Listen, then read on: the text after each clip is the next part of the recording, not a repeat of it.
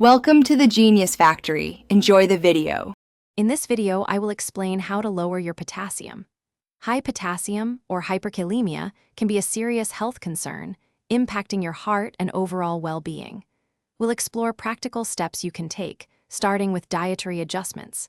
It's crucial to understand that managing potassium levels effectively often requires a multifaceted approach, including lifestyle changes and, in some cases, medical intervention.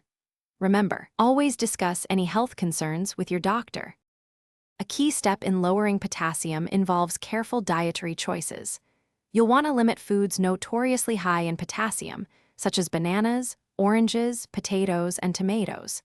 Instead, opt for lower potassium alternatives like apples, berries, green beans, and carrots.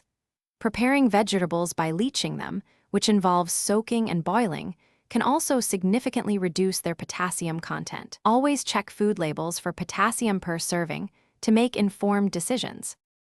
For some individuals, dietary changes alone may not be enough, and medical intervention becomes necessary. Your doctor might prescribe medications such as potassium binders, which work in your gut to remove excess potassium from your body. Diuretics can also be used to help your kidneys excrete more potassium through urine. Consistent monitoring through regular blood tests is vital to ensure your treatment plan is effective and safe. Beyond diet and medication, certain lifestyle choices can support healthy potassium levels.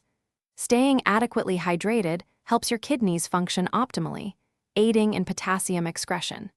Be cautious with salt substitutes, as many contain potassium chloride and can inadvertently raise your levels. Managing conditions like diabetes or heart disease is also crucial, as they can impact kidney function. Regular follow-up with your healthcare team ensures ongoing effective management.